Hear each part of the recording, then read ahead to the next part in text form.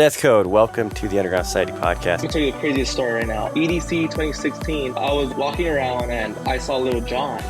Yeah! He's like, I like your music, sick stuff, take my number. You're like, wait, what? It has to be like a fake number, you know? It's gonna be like some random dude, like in another country, like answering the phone call. Listen, my friend, this is going to be very hard to comprehend, but none of what you are seeing is real. So I was like, okay, I have his number. I could stalk him now. I'm coming to your house, Little John. Don't tell him, but he wasn't that good. People want to hear rhythm. Whenever I go to a local store, that's all I freaking hear, and it gets annoying after a while. No, that's bogus. This is freaking sick. I don't give a fuck. What advice would you give to someone having issues accepting the fact that not everyone's going to like their music, or they're struggling to maybe gain some traction? I'm going to tell that person, who cares what anyone thinks?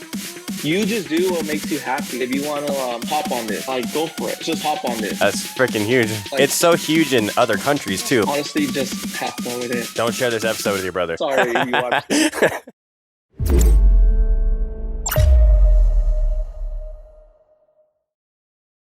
Death Code, welcome to the Underground Society podcast. Thank you for having me. Of course. So there's a lot of things to unpack here about your artist kind of trajectory and kind of how you ended up with the Death Code project.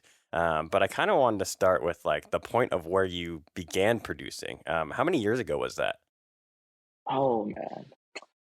I would say probably like 10 years ago. Sometime Holy shit, yeah. 2012 is when I first got into the whole like EDM scene, and I was just like a listener, you know? Like, I got into, I think one of the first artists I ever listened to was Excision, actually. Because around that time was when dubstep was getting very popular here in America. I was going to say Excision was probably like nowhere close to even the size he is now. Yeah, but even then, like, for us that we were new to dubstep, like, he was probably like the biggest thing in America, you know? Now he's obviously like super massive. Yeah. But at the time, that's like one of the first artists I was getting like into. Was Excision and like the whole like dubstep scene, and then at that time too, I remember Deadmau5 was like the biggest guys in like electronic music, and I just started listening to all the sorts of EDM and like just trying to learn about it, you know, because it was all new to us. And well, how old were you when you first heard EDM? Probably like right after high school, like when I was 18 years old. Yeah, because I graduated 2012. So it was sometime around like there. So I was just getting into all that sorts of music, and one day I just wanted to learn more about it. So I started like DJing and like all that stuff. So that's how it started, you know, like the early stages. I was watching a different interview that you've done in the past, and you were talking about how like your brother bought equipment and then he ended up not using it, and then you kind of picked it up, and that's kind of how you really actually got into like making music. Yeah, so obviously I didn't have money at the time to like buy stuff. My brother did. He had 2 turntables and a mixer. Man, I love turntables, but it could be annoying when it comes to the needles because you could easily break them and you have to like keep replacing them. But yeah, my brother, he had bought equipment, but like don't tell him, but he wasn't that good. Don't share this episode with your brother. He's probably gonna watch it. I'm sorry if you watched it. Yeah, so he had the equipment, but he wouldn't really like use it. Like he wasn't that good with it. And when he wasn't using it, like I'd like slither my way in there and like I would like use it for fun, like just trying to learn, you know? And like little by little, I started getting better at it and better at it until like he started realizing it. He was like, oh damn, like you're actually taking this serious, you know? And that's when I started doing live streams on some website called Mixify. I don't know if you ever heard of it, but like I don't know if I have. A long time ago. Interesting. It was like a website where you could stream yourself DJing, like live sets. Yeah. And before OBS and all Twitch and all that shit came out, I'm sure. I think Twitch was around, but it wasn't what it is now. But at the time, Mixify was like a place where you could go on and like live stream yourself DJing. They ended up even doing, I think, collabs with Space Yacht, I think, like back then, nice. or with Dimmock. I forgot who they did it with, but like like that company, they were like doing like pretty like cool things with like they're doing cool collabs, you know. And I think right there is where I started getting a little bit of exposure. Like people would like start listening to me, like they'll join, they'll follow me on socials. and that's where like I started getting a little fan base, you know. How many years after you kind of just screwing around with your brother's stuff to you starting to, kind of build a fan base? Oh, How long was that period of time? I think that was this was so long ago, so like it's Yeah. hard to remember, but I think it was like 1 year in. Okay. There was some guy I knew. Um, his name was Vitus. He was like a Moombatone trap producer. We had done a collab, or we had something in the works, and one day he hit me up. He's like, "Yo, I have an opportunity for you." So near in LA, there's a city called Pomona, Hmm. and there's a venue called the Glass House, and uh, DJ Snake was performing there, Mm. and he hit me up. He asked me if I wanted to open up for him, and Oh, like, yes. of course I said yeah, but like, dude, I was shitting it. Like I was so like nervous and like all this stuff, but like I did it, and then Was that your first? That was your first live show? that was my first performance. Yeah, Nice. was Hell yeah. opening up for DJ Snake, That's and crazy. it worked Damn. out because if you know Snake, he uses turntables. Yeah, yeah.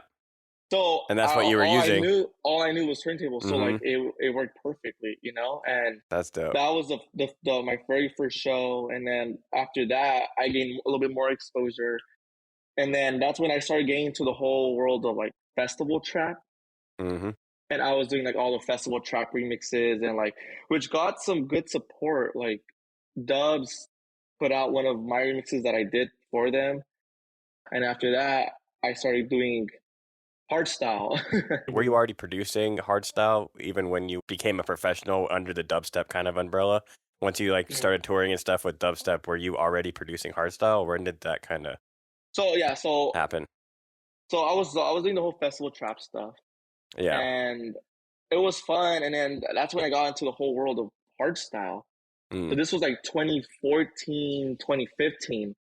I got started it. into the whole world of hardstyle, and I started just learning about it. And it's so hard making the kicks.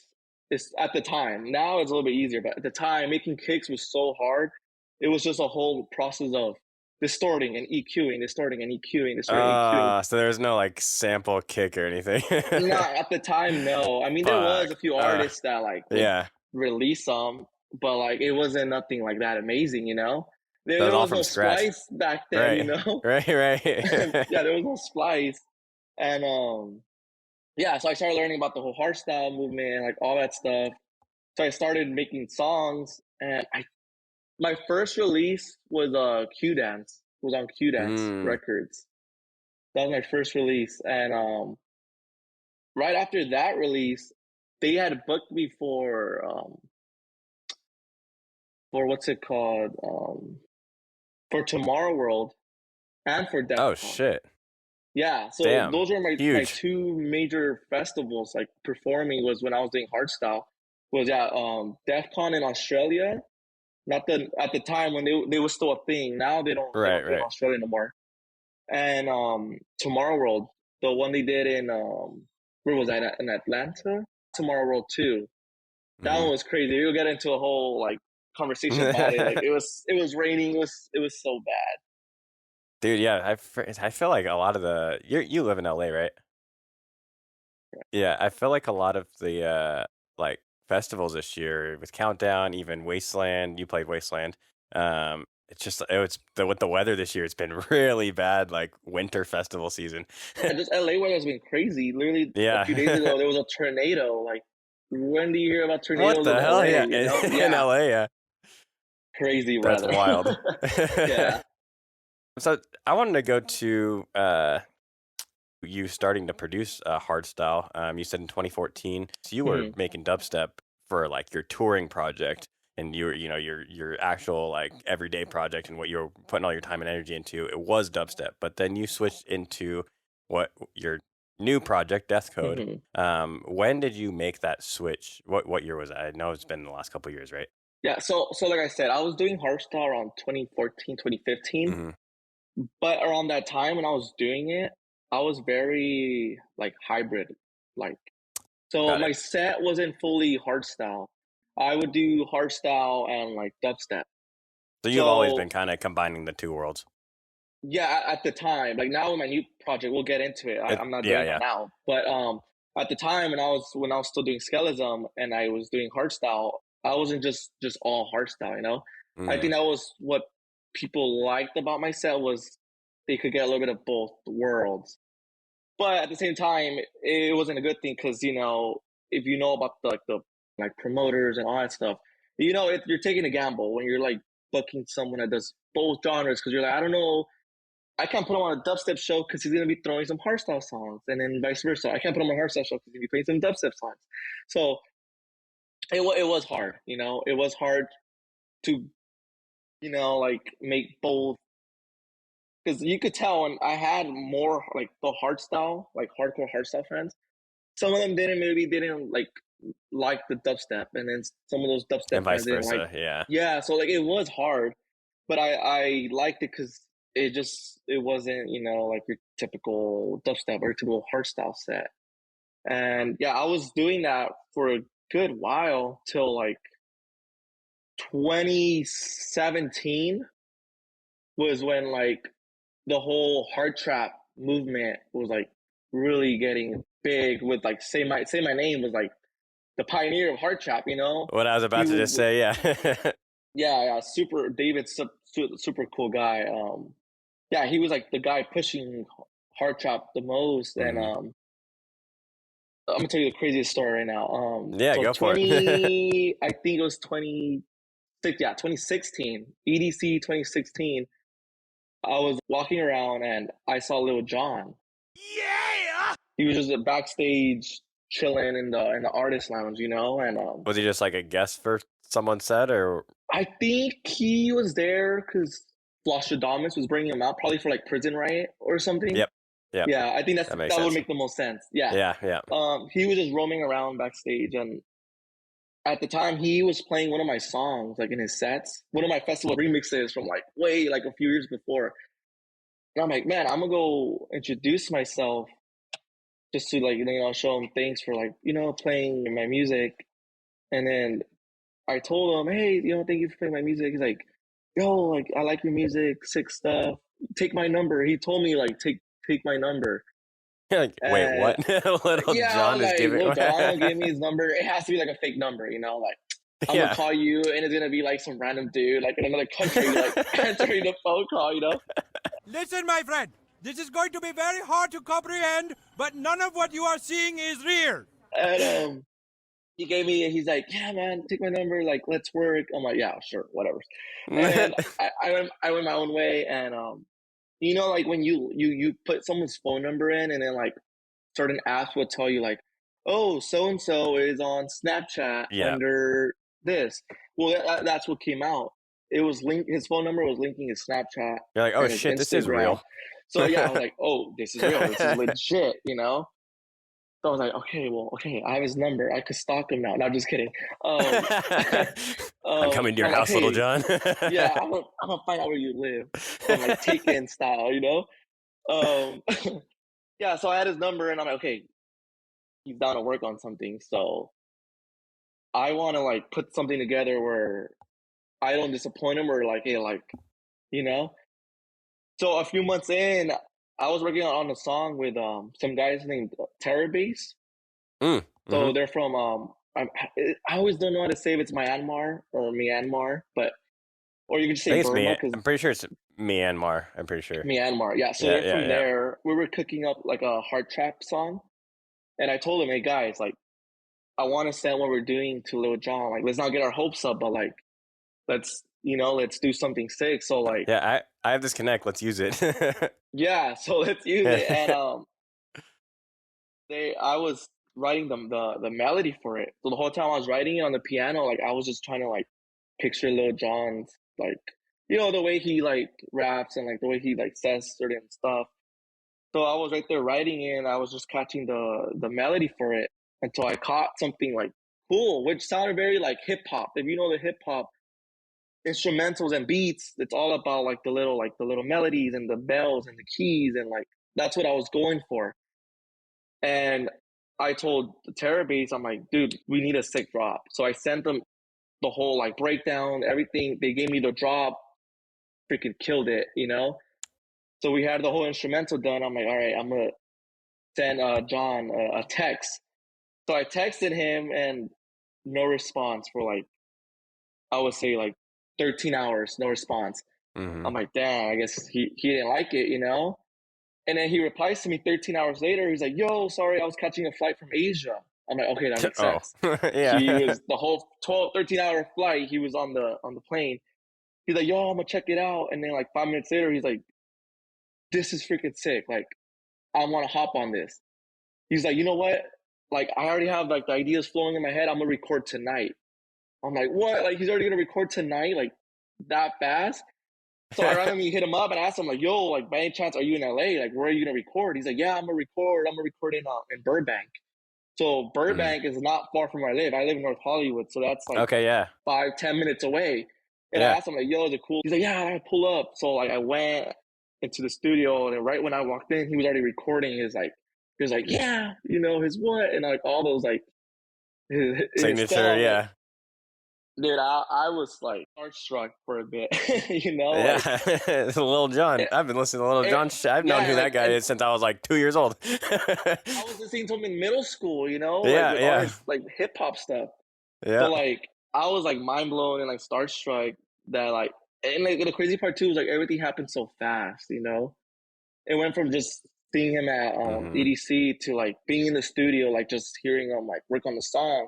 And it's crazy, like one word, but like he'll layer it up like 8 times. So like his voice is pretty like thick, like in stacking up vocals. Right, right. You know, most singers they do that with like harmonies and stuff, but like him just like one word, he'll like stack it up. So That's that's probably why it the probably why it punches through the way it does and why it's yeah, such like and a like it signature always for him. sits Yeah. good on top of the Yeah. mix because like it's his vocals are like Layered so really well. like thick, yeah.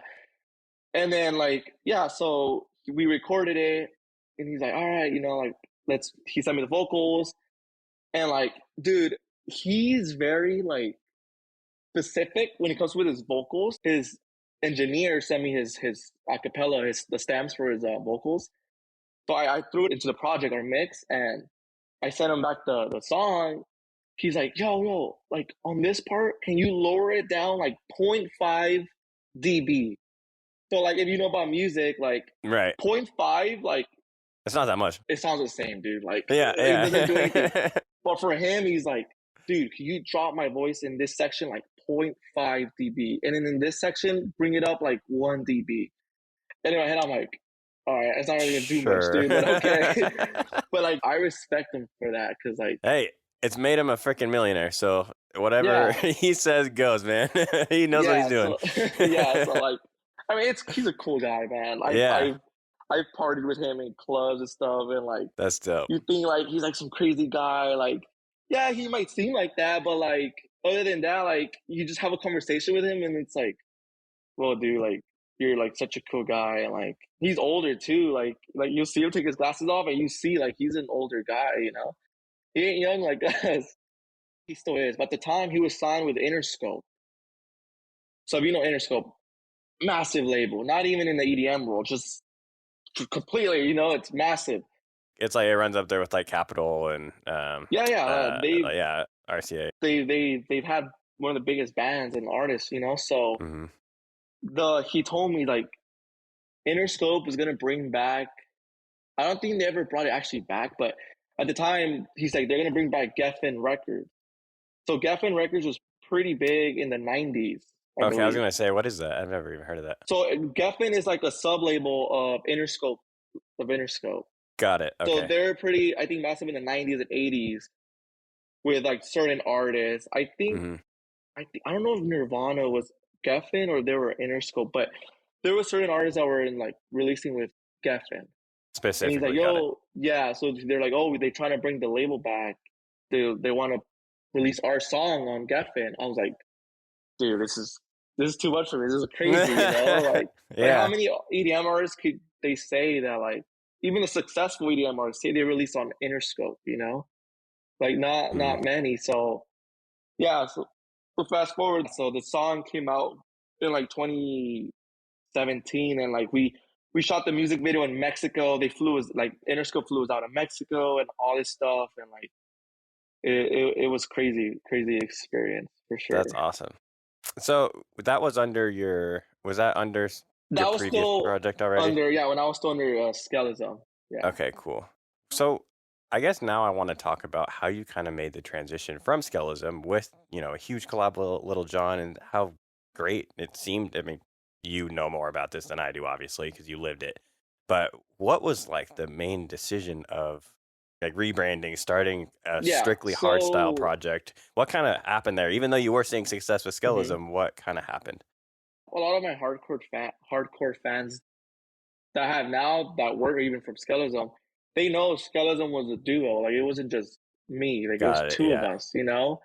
And then it was And you for a while, right? It was just you for a well, little so while. when I like when I was talking about the Mixify days, that was all me. Like it was just me learning at my, like I told you, my brother's turntables and all that. And I was doing that for a few years till like the whole festival trap days. And around that time is when his name is Cisco, my old partner. That's when he had joined, and like that's when we were doing the whole like hardstyle stuff together, and the whole hard trap.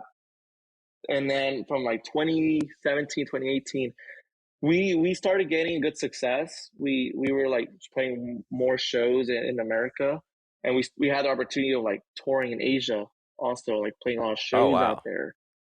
Because that, like I said, that song Lil Jon, it helped us out so much, especially because the song we made it with was with Terror Bass.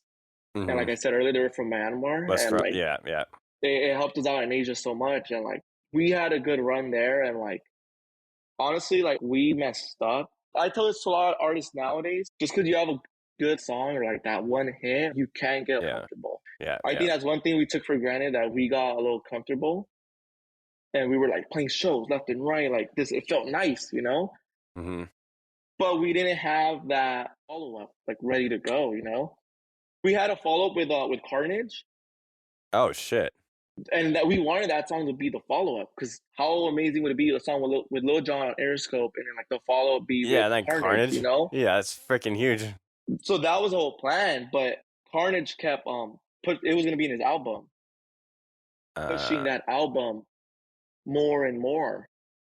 So if you think about it, it kind of like messed us up, like unintentionally. We were like, oh man, that was supposed to be our follow up, like a few months later after in the pit, you know?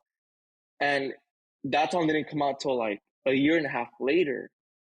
So we didn't put anything out till a year and a half later, and like that messed us up a lot. Like yeah, we would still get booked, but we were getting booked for in the pit, not just because of what we kept putting out. And like over the years from 2017 to like late 2019, like I don't know about if my old partner saw it, but I started seeing the difference. Like the project was kind of like slowly like declining, you know, and like the only shows we were really playing were like in Asia. And like that makes sense because like I said, that song was massive in Asia.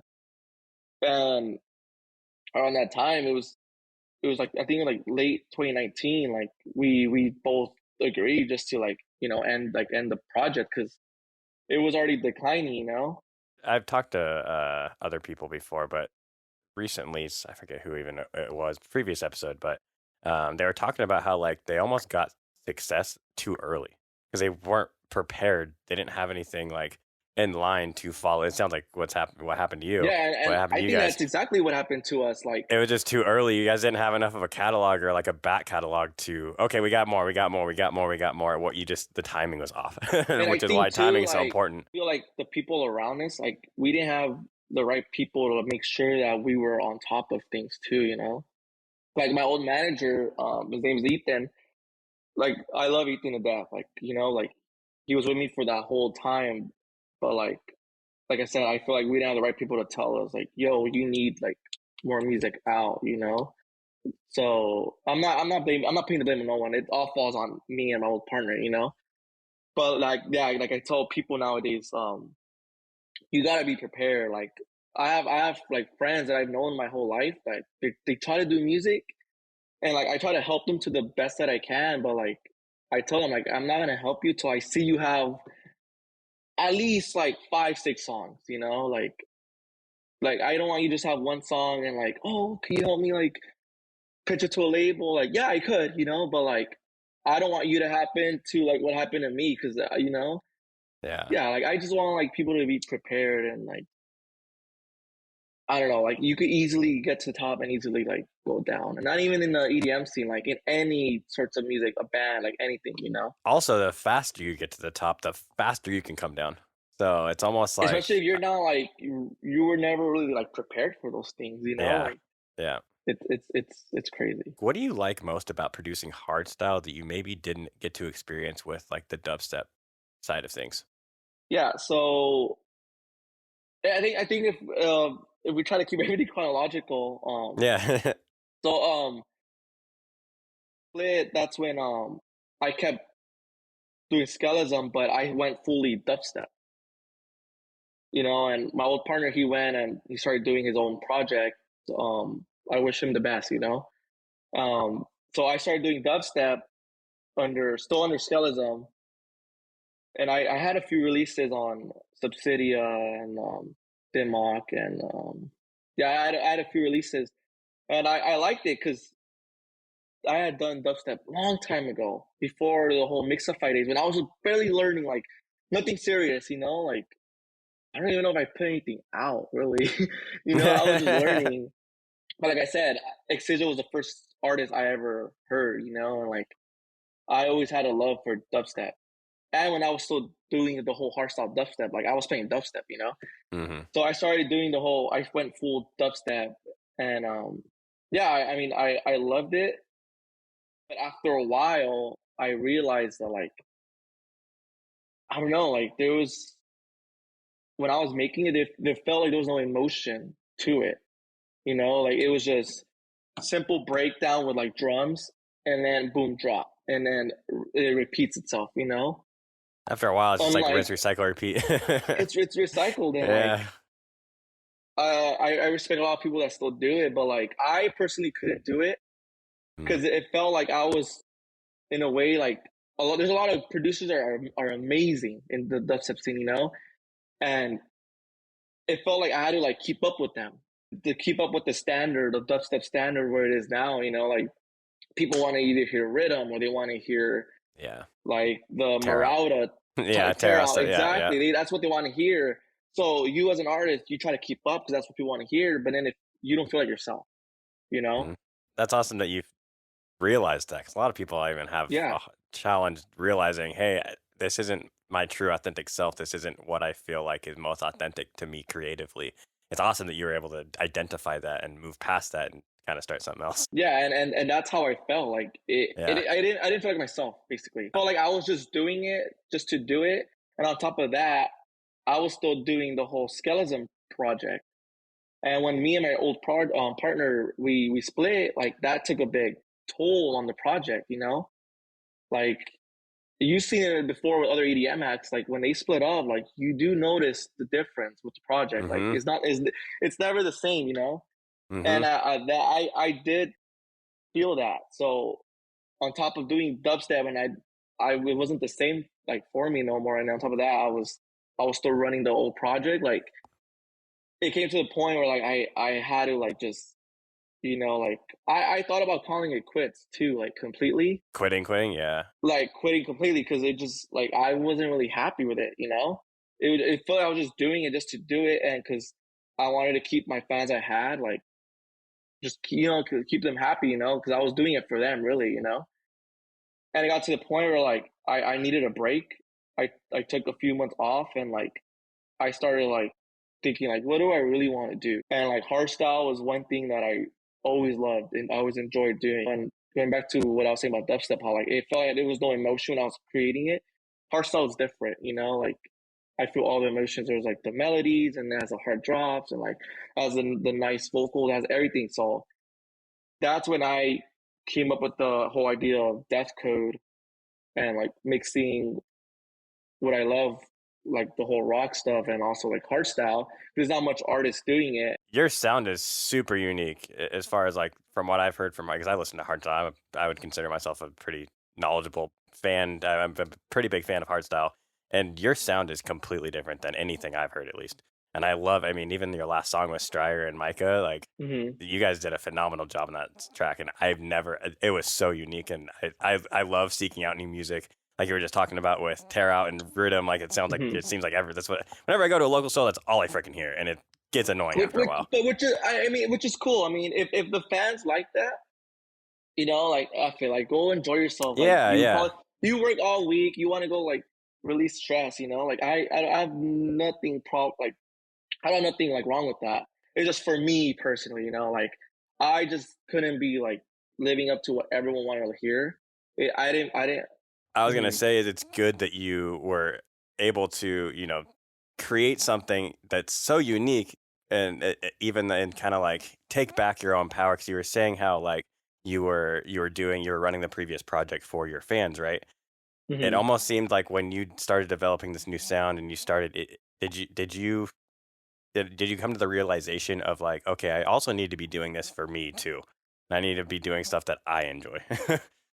Yeah, I still do it for the fans because a lot Right, of the fans I right. have now, like there's still a lot of Skellism fans, Hmm. But like you said, yeah, I started putting myself, ahead of everyone too. Yeah, Like I want to do what makes me happy, and like hardstyle is one of those things that always made me happy. Like that's dope. I played Tomorrow World and like DEF CON and like Yeah, and when I played those festivals, they brought so much like joy to me, and like I want to like live that again. So yeah, hard so style's I home. yeah, it really is, and like Yeah. why headhunters went back to hardstyle because like when he was doing the whole house stuff, like he probably didn't feel like himself. It feels the same way. It literally feels the same way. And I know there's a lot of bleed over from Skellism, but like your new fans, Yeah. like how do you go about like finding the people that you think will enjoy your music? Honestly, like I don't think it's about like you as an artist. I don't think it's about you finding it. It's mostly you putting music out and you have them find you. Because you can't make everyone happy. You can't make everyone happy. Like no matter any genre of music, you can't make everyone. Even if you go into the metal scene, like some people might like Spirit Box, but that might be too chill for them. Like they want harder stuff. It's like in any sorts of genres, like you can't please everyone. So you just gotta like put music out and then have the fans come to you, and then you'll start making your own fan base. My girlfriend, she's over here right now. She's a big Logic fan. He has his following, and like yeah, he might put out some songs his fans might not like, but he still has his dedicated fans. But he built those fans, over all the years of him rapping. So it goes back to what I'm saying, like you can't please everyone. So you have to make your fans come to you, and like you'll build like that family. And that's how I am with my project. Like I'm not trying to please anyone. If they don't like the rock parts of my heart style, then it's fine. I'm just trying to create something different. Something unique, yeah. Yep. But I am, but but I'm keeping my sets all hardstyle. Like I learned Yeah. my lesson from the past. Like if I'm playing like these bass con shows, I can't play dubstep. No. You know, I can't. Like they're good. They're not gonna like it, and I respect that. Like I've learned to not do that, and I don't want to do that. I don't. I want to do. I'm doing all hardstyle. That's what I love. So The same interview that I was listening to, you were also, and I don't know if this has come to fruition yet, but it was about a little over a year ago. Rage Pit Records. Have you started that? yeah. Are you still working on that? Is that still a thing that you're trying to do, or is that? That's something I was trying to do, and I was still doing the whole like dubstep thing. But to be honest, that's something like I haven't really thought about since I've finished Skellism. I Got it. I had a few talks with like some other hardstyle artists about starting a label in America to give That'd be small sick. artists an opportunity. Yeah. I would love that. Um, I don't want to say who they are, but I've had a few talks with some artists about starting a label. So that's something that would be cool, because I feel like Basscon Records, it's a big label in America, but I feel like for hardstyle to get bigger here in America, like there needs to be more people involved. So like more labels. Something that I think is missing with the hardstyle kind of side of things with EDM is you see in dubstep. I mean, obviously, why it's probably one of the powerhouses in America. Mm-hmm. But you see them have, DPMO, Subsidia, all these different labels Yeah. that help put on and provide a platform for the smaller artists. Yeah, I don't even know of a single label that does that for hardstyle. So that would be awesome, especially for, I'm sure it happens a lot more in other countries, but at least in Yeah, America, it doesn't exist. in Europe, that's mainly where like hardstyle is like massive. There's that's all the labels are like. You got Scantrax, you got Q Dance, and like the list goes on. You got Dirty Works that's hosting a hardstyle stage at Ultra this weekend, and after that, a lot of those artists have their own like labels. They have like they'll have like their labels where like 5 of the same artists release on that label. Only those like 5 artists. That makes yeah. So like there is a label called AR, which I think it stands for Aggressive Records, which is ran by like Sick Mode and Ruler, and they have other artists, and Malice, Mish, but it's always the same artist releasing on that label. So there's labels like that. There's so many of them in Europe. So I feel like maybe we get something like that going on in America, it would push, the whole hardstyle scene. And who knows? Maybe people in other genres will start liking it. Maybe the dubstep scene might start liking it. I think there's enough of a crossover there where if people just get used to like the sound design, I feel like it's aggressive, it's upbeat music, it gives you the same kind of like rage feeling that dubstep, like aggressive dubstep does. I don't see there's a close enough crossover there where I don't see why it couldn't get to the size of like a dubstep in this case, and I think maybe too, and it's so huge in other countries too. Like yeah, we need, well, like you in said, more Europe, support here. it's in Europe, it's crazy because that's what you'll hear on the radio. Like you'll hear hardstyle. Yeah, Like and here in drum bass America, hardstyle. Yeah, you'll hear rap and like pop, and in Europe you hear like UK drum and bass. You'll hear like hardstyle. Like it's on the actual radio, so it's the norm over there. You know. So here it's just I feel like it sounds weird saying it, but it's just about shoving it into people's faces, like the genre. Like maybe get like dubstep artists dropping some hardstyle songs every here and there. I know Mustai does that. He drops hardstyle. He just did it back to back with Lil Texas. So like, I feel where like was maybe that? I didn't even know about that. this was at Beyond. This Oh happened shit, last night that'd have been at sick. Beyond Wonderland. So That'd have been super cool to see. yeah, I know Mustai loves the whole hard dance stuff. So Yeah. I feel like maybe we get like a more dubstep artists, like just like one song here and there. Like the crowd might be like, "Whoa, what is this?" Because I guarantee you, if a dubstep artist drops like a psytrance song or something, like the crowd will be like, "Whoa," or something. I feel like they should. Well, Do you something see, like Seven that. Lines does that shit all the time. Exactly, and then the Yeah. crowd's like, "Whoa," Yeah. So I feel like if more artists just drop a few hardstyle songs here and there, like I feel like the it could get bigger. I agree. I definitely agree. I heard a saying that said the easiest way to find your audience is to first find who your product or service doesn't work for and then work backwards. So basically, like, name who your music isn't for and then be like, okay, that'll give you a clear idea of who your music is supposed to be for. Did your brain work in that way at all when you were kind of going through your transition between the different genres? Not really. I mean I get what you're saying though, but when I was thinking about this project, I didn't think about like, man, I should try to convert these tech house DJs to like my music. No, I didn't think of it that way. Like, this is what I'm It going to just do, and then let the people find you, basically.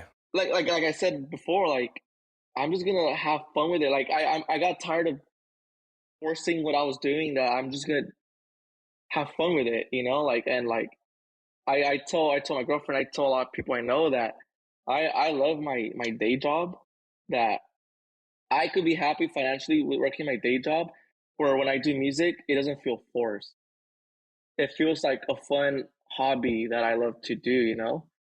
And that's how I take it now. If before like I would be mad like seeing like all these artists like getting shows, and I'm like, why am I not getting booked? And like I was kind of like just in a weird place where I was just not happy.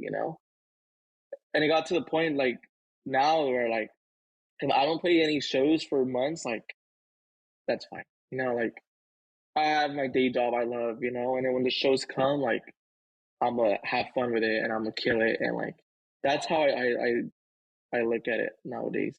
What do you do for your day job? So I work in post production.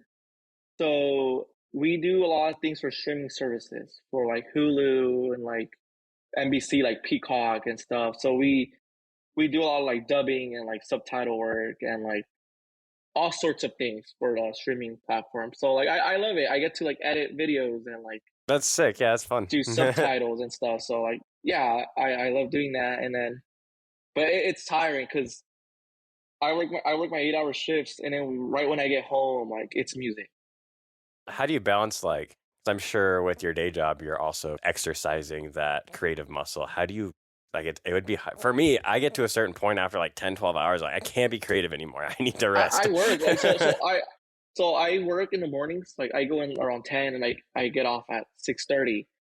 I get home at 7 and like straight to the computer. Mm. And like I'm on the computer till like 2 a.m. Every Oh day. shit.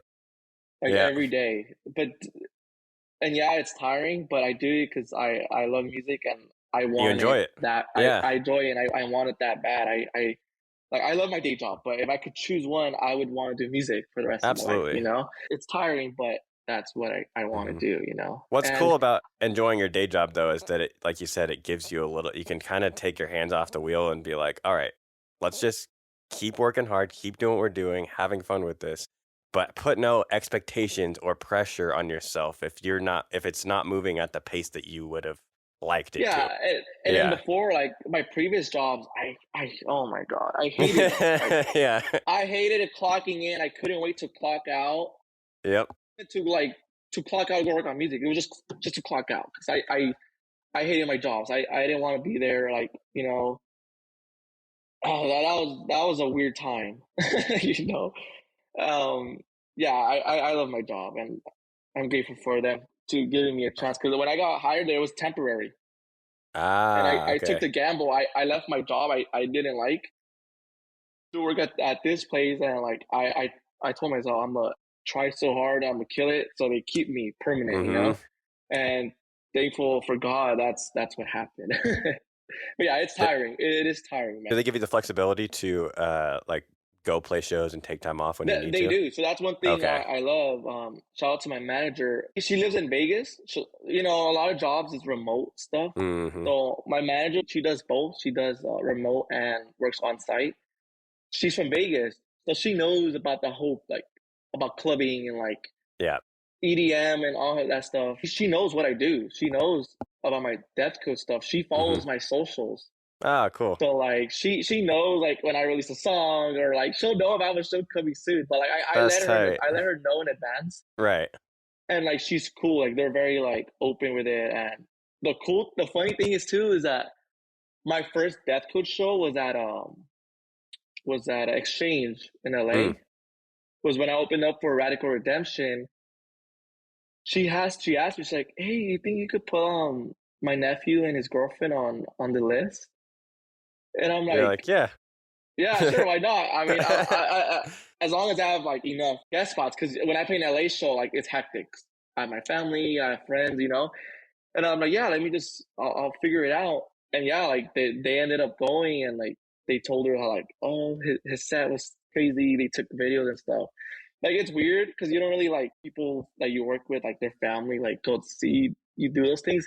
But they went and like, and I'm grateful for my manager for being open and letting me like do shows. So that's another thing why I love working there because they're pretty chill, you know. That's awesome. We Yeah. are getting to time here, but I guess my question is to kind of wrap up this like finding your audience and kind of moving through different genres and stuff is what advice would you give to someone who is maybe either having issues accepting that the fact that not everyone's going to like their music or they're struggling to maybe gain some traction. They're like, I don't know if there's even an audience to find or an audience to find me. You're asking like the perfect question because like I already like went through that. Like, ah, man, that question's hard because like I'm gonna tell that person like, who cares what anyone like thinks? you just do what makes you happy. Like if you Mm, want to mix genres, like go for it. If you want to do this, that, like go for it. Do whatever makes you happy. But on the management point of view, anyone would tell you like, I don't know, like you have to be smart about it and all this stuff. Like I feel personally me, I would just say like do what makes you happy, you know? And you'll find those fans that are gonna love what you're making and you'll just say like F it, I'm gonna do what I love doing, you know? But when it comes to like the business and like the management side of things, like they'll tell you like, you know, like we have to do this, that, and like that time would come, you know? But I feel like you as an independent artist, like just have fun with it and do what you love doing, and like, and if you gain all those fans, and just keep doing what you're doing, you know. That I don't know. That's a hard question for sure. be patient. Be patient. It seems like would Yeah, be just a be good way to patient sum and that up. like time. Yeah, Not like honestly, nothing happens overnight. Like definitely even not. even when, like even when it looks like it does, we're like doing it for a while, you know. Like Craze, he's massive right now because he had his "Do It To It" song. But before that, like he was doing it for Struggling. many years. Hmm. Like I don't know. I don't know him pointing like that. If I knew if he was struggling, but like he was doing it for many years. Like he even Well, like I did a guess show with. what I meant by struggling is he didn't have anywhere close to the success that he has now. Is what I meant by And yeah, that. yeah.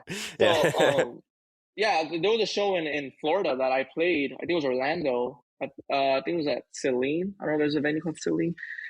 He played at that show like three artists before me, and this was like a few years ago.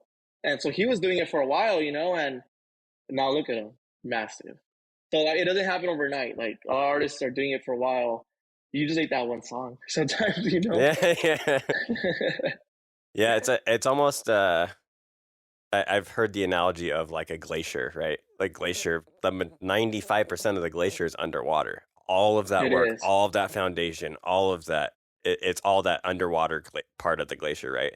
And then And then the part that people see finally is when that glacier gets a little bit of a peak that's poking out of the water.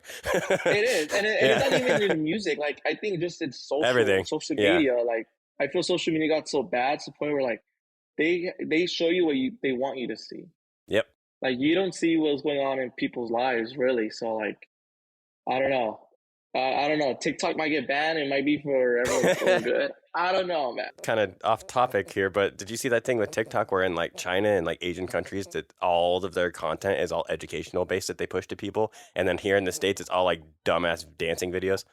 Well, I've played shows in China. Like if you go to China, everything's censored. Like you try to go on all like the social medias that you like going on, and like you can't. Everything's blocked. You literally have to use like a VPN to access. I've never done that. I'm not saying I've done that. You have to use a VPN to access those things, you know. And I think the only thing you can use there that's not like censored that everyone uses is like WeChat. It's like an alternative WhatsApp. 'Cause I think WhatsApp's blocked there too. So Yeah, WhatsApp everyone is uses still WeChat. censored. Yep. Yeah, it's crazy, man. Like, but I mean, that's different cultures, you know. We're just used Yeah, to America how it completely. is here. Yep. Yeah. Awesome, man. Well, before we wrap up, is there anything that we didn't cover today that you want to get out there? Um, maybe just let everyone know a little bit like what's happening in the world of Yeah. death code.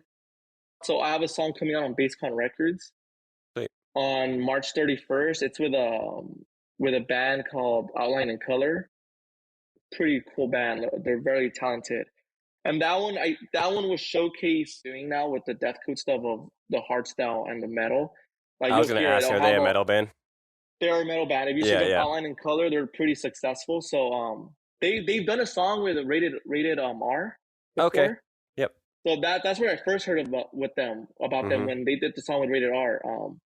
Super talented guys, and that song will showcase really what I'm trying to do with the whole death code stuff. That's It even dope. has a whole like metal breakdown and everything. Yeah. So Hell yeah. which is like you're like what with the Super hardstyle, different from yeah, hard. Yeah, from most hard stuff. super different. So that song's coming out on Basscon Records, and like I'm preparing myself. I have a lot of unreleased songs. I'm not letting what happened in the Skellism project happen again.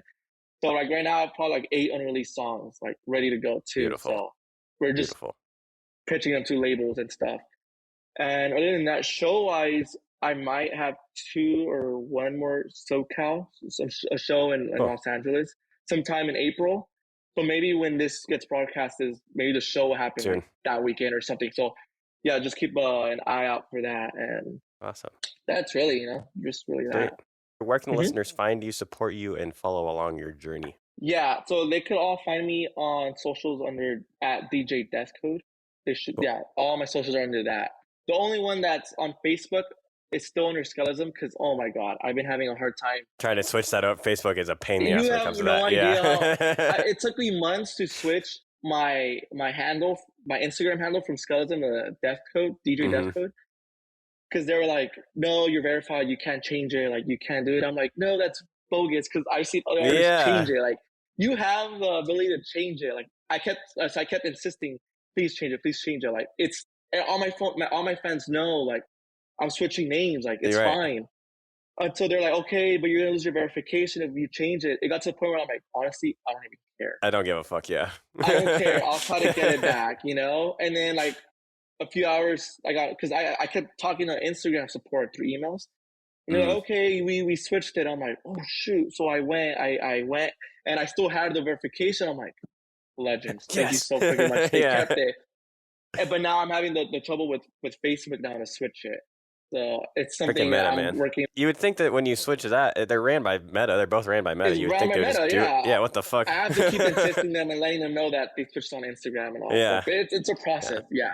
So yeah, they could all find me under at DJ Death Code on all social. Cool. So, Awesome. Yeah. Last question. I ask this at the end of every single interview. There's one piece of advice you could tell yourself when you first started producing music and you were playing on your brother's equipment and stuff. What would that be? Honestly, just have fun with it, man. Like, if you get successful or not, it happens. If not, it's fine. You know, like enjoy the ride. Enjoy the ride. You know, we don't live much like time, so like whatever it is you want to do in life, just have fun with it and do it. That's what I would tell my older self, which I kind of did. Really, if you think about it, I kept doing it. Yeah. Yeah. Awesome, dude. Well, thank you so much for being on the show today. Thank you, Justin. Thank you for having me. Thank you guys so much for watching this week's episode. If you enjoyed it, drop us one of these and subscribe to make sure you never miss out on any of our new episodes. If you want to find out more information about our guests, you can find all their information down in the description. Have a wonderful week.